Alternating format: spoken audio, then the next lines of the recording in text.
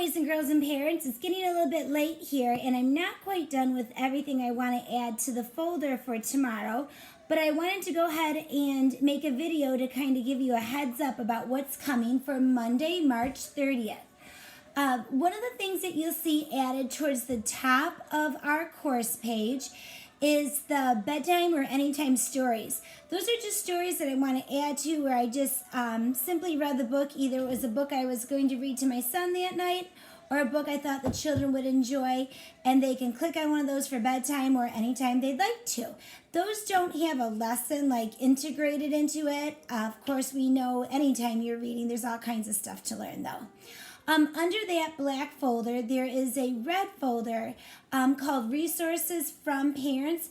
These are things that I'm trying to transfer into this folder that parents, you guys, have shared with me that I was really excited about. I did try to forward some of these on the email, so hopefully you've seen some of those before, but I want to get those into a place where we can find them more easily so that we can go back to them when we are ready for them. If you have anything else you'd like to share with me, please feel free to email those to me. You can either email through Schoology now, or you can use the regular school email. I'm still checking that daily, well, quite a few times a day. So I will still look in there, but we have another option now with Schoology. Those of you who have given me things to put in there, thank you so much, and I'll continue to look forward to put more things into that folder. I'm hoping it's going to give us kind of, a checkpoint with each other to see what we're doing, what things we're trying with our families. It helps me sometimes to talk to some of my son's friends' parents to say, hey, what are you doing? What are you trying? Just to kind of get a sense of what's realistic and what's not. So hopefully that will do the same thing for us. If you send me something and you don't see it appear in there, please don't think it means that I didn't think it was wonderful or that I didn't want to use it. I'm trying really hard not to miss emails, but that could happen. So if that does happen, just send me an email and remind me. Or it might be appearing soon. I just haven't gotten to it yet.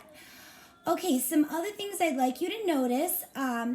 When you look into the English Language Arts folder, the math folder, the science, and I believe the social studies too, there is now an additional yellow folder that says week of March 30th instead of week of March 23rd. The district has asked us to each week put our new content into a new folder that was going to help with their filing system and reporting to the state what things we're doing, is my understanding. But that does not mean that you can't at any time go back and do activities that are in the week of March 23rd. You can go back and forth. It really, especially with kindergarten, it isn't date specific. We're going to post that content within that folder, but please do feel free to go back and visit the other folders at any time as I continue to add to those. Another thing I'd like to mention to you, you know what, actually, let me just talk to you really quickly about those yellow folders, why I'm still there. I was trying to update you with what's new in those. So in our Language Arts folder, there's a surprise for Mr. Suggs, a little field trip that he wants to take the kids on a tour of a volcano. And then for today, that is being added, is an exercise with Magic E word list. Some practice with the angry pirate sound. The kids can tell you what that is. Hopefully they can tell you what that is. Some work with beginning and ending sounds, and then a sight word scramble activity. In the yellow math folder, I've added for tomorrow, Lucky Clovers working with number pairs, subtracting up to 10. And then a lesson on counting and modeling the number 20. One of them I'm doing with working on worksheets for the kids. And then the second part of that is more of the math on the spot videos. The kids kind of know how excited I get about those videos. Underneath the math folder, I added a specific link called Mrs. Finkel's Favorite Math Site. And that's to those math on the spot videos. And I'm really hoping that link stays active. that should be useful for our kids, but also any siblings that you might have, or whether you're helping a cousin or a friend or something like that. That's one of the first spots I would refer them to. It reminds me of a Khan Academy for kids. There actually is a Khan Academy for kids. But this is, to me, a really engaging site where they use puppets for the little kids to do math lessons with. And for the older kids, it gets a little bit more developmentally appropriate. But it works through all the strands that are in the core curriculum. So essentially, you could have a whole year's worth of math lessons there if you started with one and went right through. They're typically a little bit more challenging problems than the ones we start out with, but they're great for extending the learning with those concepts, reviewing. And if you find that your child's a little bit bored with what we're doing in kindergarten, feel free to get into the first grade folder. Or say you have a fourth grader at home who's struggling, go back and look in the third grade folder and you can review some of those concepts. I really love that website, so I wanted to bring that to your attention.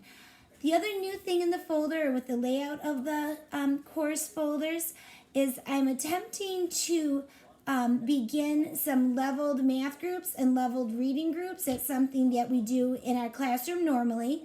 But I don't want you to think of, oh, my child's working below grade level, I'm only going to go to the below grade level folder. Or my child's above grade level, I can't do anything below. We talk a lot about in education how there's different times for different types of lessons. And you don't always want children just working at their instructional level. Sometimes you want to kind of relax, just like you do as adults. You probably read things way below your instructional level and enjoy those things. And then sometimes I find myself reading things that are way above what I can understand. It usually has anything to do with like a direction manual or doing something like that. It's kind of like I'd rather call my dad and say, Dad, how I do this, but sometimes I have to try and get through it myself. So you can choose lessons for your child anywhere within there. If they're very tired, even if they function at a very high level, it might be a great time to do a little review activity. Or if they're feeling bored, it might be time to take a child who typically works at a lower level and kind of try to give them something a little bit more challenging to keep them going. As of this moment, there is nothing in those folders, but hopefully throughout this week and in the weeks to come, there'll be more and more in those folders. Also, under science, I'm very excited about some pictures that were shared with us. Aviana sent us a picture of the ultrasound of her dog, so you can show that to your children and maybe help them see where the dog's head is. And hopefully we're going to be getting some more pictures from Aviana when the puppies come. Hunter also shared some photos of our butterflies that I think the kids would like to see. So look in the science folders, a folder for those things. Okay, I think that's the gist of what I wanted to talk to you about today. I'm hoping tonight to add some more printable activities. Remember, when I add printable resources, two things. One, don't feel like you need to do all those. They're just simply there because they're things that I intended for our children this year, but I'm not able to do those with them or give those to them.